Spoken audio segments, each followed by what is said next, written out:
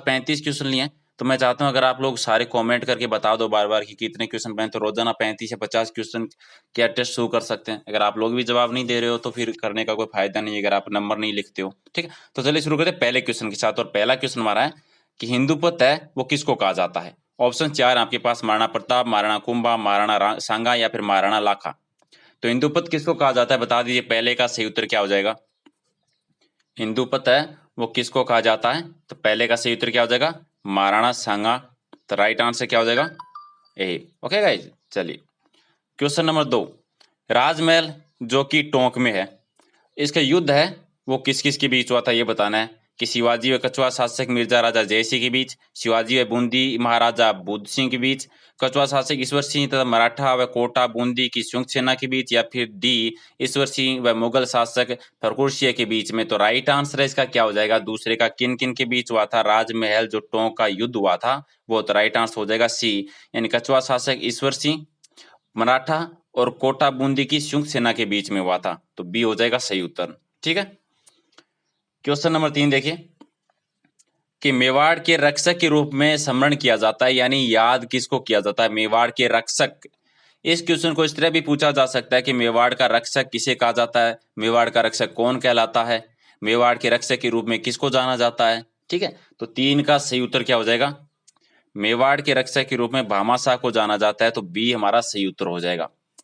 ठीक है, चलिए क्वेश्चन नंबर 4 देखिए, दिवेर के शाही थाने का मुख्तार था, दिवेर का शाही थाने था उसका मुख्तार कौन था वो बताना है। 4 के ऑप्शंस देख लीजिए फिर राइट आंसर बता दीजिए।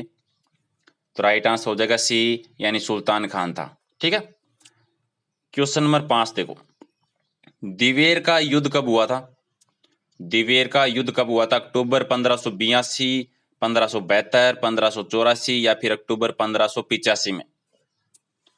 दिवेर का युद्ध कब हुआ था, 5 का सही उत्तर है वो क्या हो जाएगा, बिल्कुल सी है, डी हो जाएगा, ए हो जाएगा, यानी अक्टूबर 1582 में हुआ था। ठीक है, क्वेश्चन नंबर 6 देखो, महाराणा प्रताप का पथ प्रदर्शक किसको माना जाता है। Very very important question, Rajasthan police में भी आया है, ऐसे ही एग्जाम में भी पूछा हुआ क्वेश्चन है, रीट में भी ये क्वेश्चन आया था। महाराणा प्रताप का पथ प्रदर्शक कौन था, किसको माना जाता है। राइट आंसर क्या हो जाएगा, सी, बिल्कुल सही है, राव चंद्र सेन को माना जाता है। ठीक है, क्वेश्चन नंबर 7 देखिए, निम्न में से वह युद्ध जिसमें समस्त राजपूत शक्तियों ने एकजुट होकर युद्ध किया था, यानी कौन सा युद्ध था जिसमें जितने भी राजपूत शासक थे, राजपूत राजा थे, वो सब इकट्ठा होकर यानी एक होके युद्ध लड़ा था जिसमें। तो राइट आंसर क्या हो जाएगा, बिल्कुल सी, सी हो जाए, खानवा के युद्ध में सारे राजपूत शासक है वो एक हो गए थे। क्वेश्चन नंबर 8, मुगल बादशाह अकबर और जहांगीर किस राजपूत शासक को अपने साम्राज्य का स्तंभ मानते थे। अकबर और जहांगीर है वो किस राजपूत शासक को अपने साम्राज्य का स्तंभ मानते थे। 8 नंबर का सही उत्तर क्या हो जाएगा, बिल्कुल सी, बी हो जाएगा, महाराणा राज सिंह को मानते थे। ठीक है, तो बी है वो राइट आंसर है। क्वेश्चन नंबर 9 देखो, 9 है कि मेवाड़ की गद्दी पर राणा सांगा के राज्याभिषेक के समय दिल्ली पर शासन किसका था। मेवाड़ की गद्दी पर जब राणा सांगा बैठा था, जो उसका राज्याभिषेक हुआ था, उस समय दिल्ली का शासक कौन था। राजस्थान पुलिस में आया हुआ क्वेश्चन है, 9 नंबर का सही उत्तर बताइए। उस समय सिकंदर लोधी था, तो ए हो जाएगा सही उत्तर। ठीक है, क्वेश्चन नंबर 10 देखो, जगन्नाथ राय प्रस्ती के रचयिता कौन है। जगन्नाथ राय प्रस्ती के रचयिता कौन है, रणछोड़ भट्ट, तेलंग, करशन भट्ट, जेता या फिर सोम। तो 10 नंबर क्वेश्चन का सही उत्तर क्या हो जाएगा, करशन भट्ट था, तो बी है हमारा सही उत्तर है। क्वेश्चन नंबर 11 देखिए, अकबर ने राणा प्रताप को समझाने के लिए किसको प्रथम दूत के रूप में भेजा था, यानी सबसे पहले महाराणा प्रताप को समझाने के लिए अकबर ने किसको भेजा था। मान सिंह को, जलाल खां को, भगवत दास को, राजा भारमल को। तो 11 का सही उत्तर क्या हो जाएगा, सबसे पहले जलाल खां को भेजा गया था, याद रखना है। तो बी हमारा सही उत्तर हो जाएगा। ठीक है, क्वेश्चन नंबर 12 देखिए, हल्दी घाटी का युद्ध किस विद्वान ने खमनोर का युद्ध कहा है, यानी हल्दी घाटी के युद्ध को खमनोर का युद्ध है वो किसने कहा था। ये क्वेश्चन भी एग्जाम में आया हुआ क्वेश्चन है। 12 का सही उत्तर बताइए। बिल्कुल सही है, अबुल फजल ने कहा था, तो ए हमारा सही उत्तर हो जाएगा। ठीक है, अबुल फजल ने हल्दी घाटी के युद्ध को क्या कहा था? खमनोर का युद्ध कहा था।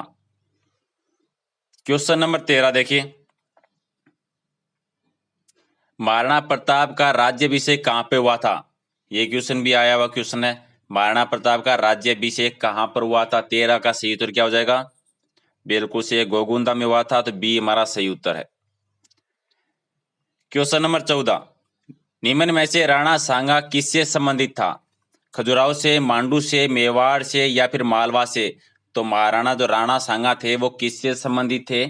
इसका सही उत्तर क्या हो जाएगा? मेवाड़ से संबंधित थे, मेवाड़ के शासक थे, तो सी है वो सही उत्तर है।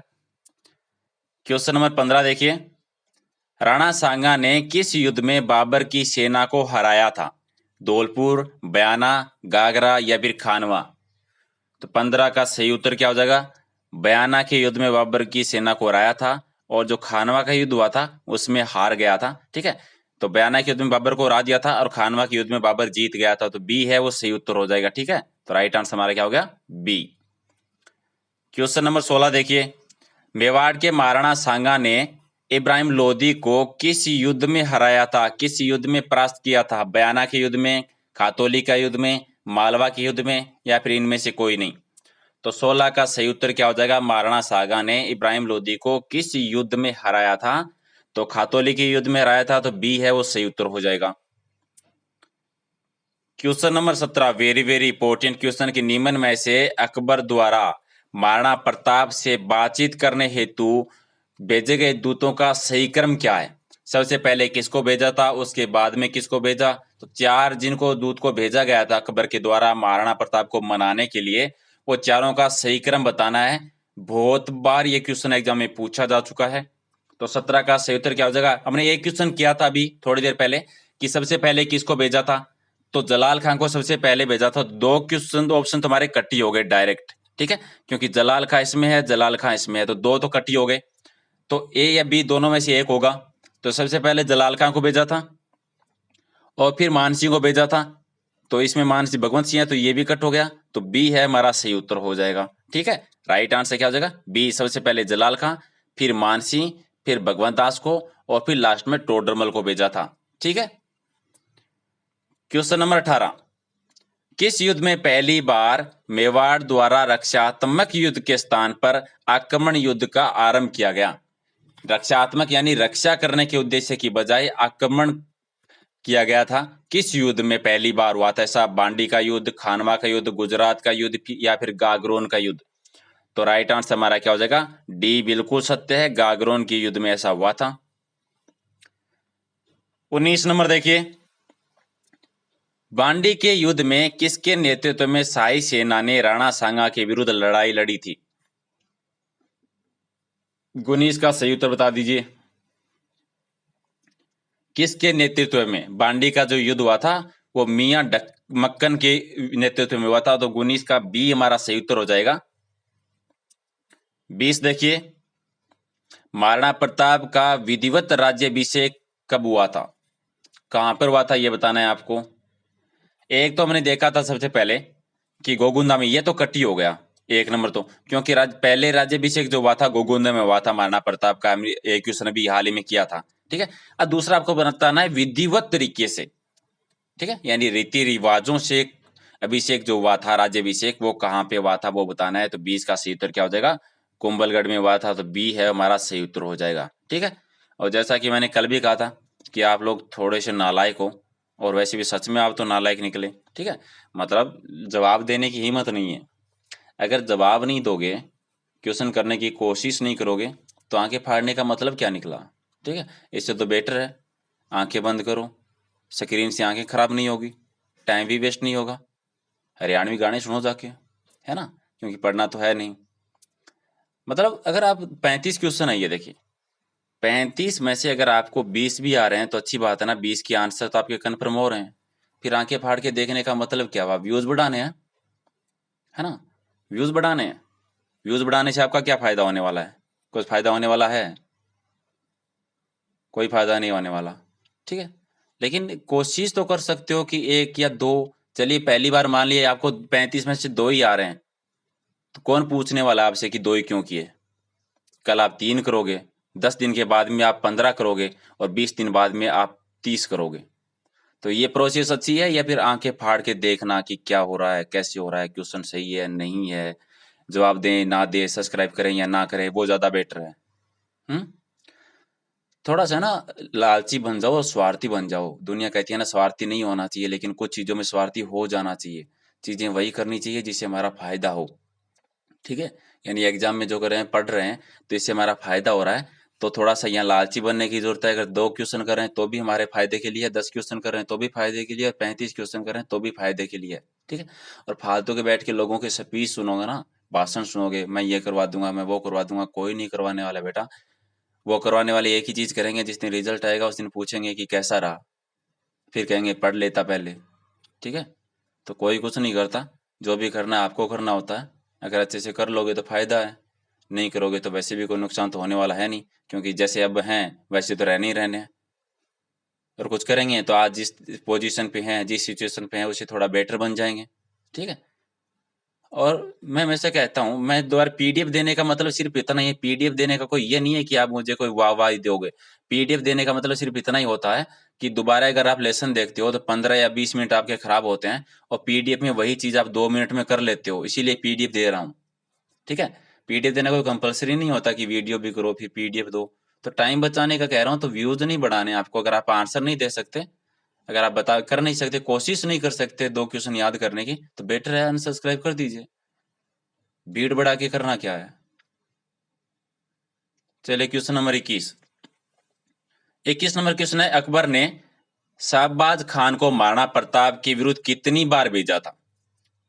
शाहबाज खान को महाराणा प्रताप के विरुद्ध कितनी बार भेजा था? तो 21 का सही उत्तर है क्या हो जाएगा? 3 बार भेजा था, तो बी है वो सही उत्तर हो जाएगा, ठीक है? Question number 22। महाराणा प्रताप ने मेवाड़ की भूमि को मुक्त कराने का अभियान कहां से प्रारंभ किया था? 22 का सही उत्तर है क्या हो जाएगा? दिवेर से किया था, तो सी है वो सही उत्तर हो जाएगा। और चलिए बताइए विद्वानों, फिर क्वेश्चन नंबर 23 का आंसर। नाथद्वार में श्रीनाथ जी की मूर्ति औरंगजेब के समय कहां से लाई गई थी? कहां से लाई गई थी? 23 का सही उत्तर क्या हो जाएगा? वृंदावन से लाई गई थी। Okay guys. क्वेश्चन नंबर 24 देखिए, सन 1519 ईस्वी में राणा सांगा गागरोन के दुर्ग में विजयी होकर मालवा के किस सुल्तान को बंदी बनाकर चित्तौड़ में ले आया था? 24 का सही आंसर क्या हो जाएगा? महमूद खिलजी द्वितीय को लेके आए थे, तो सी है वो सही उत्तर हो जाएगा। Question number 25। अमीर अल उमरा किसकी उपाधि थी? यानी अमीर उल अमरा उपाधि है वो किसने धारण की थी, वो बताना है। 25 का राइट आंसर क्या हो जाएगा? भारमल के द्वारा धारण की गई थी, तो ए है वो सही उत्तर हो जाएगा, ठीक है? तो चलिए फिर विद्वानों, क्वेश्चन नंबर 26। राजस्थान में मराठा का प्रथम प्रवेश कब हुआ था? आंखें खोल रखी है, ऑप्शन दिख रहे होंगे, दिख रहे हैं? 4 ऑप्शन है। ओके, थैंक गॉड आपको ऑप्शन तो दिख रहे हैं। तो 26 का सही आंसर क्या हो जाएगा? बूंदी।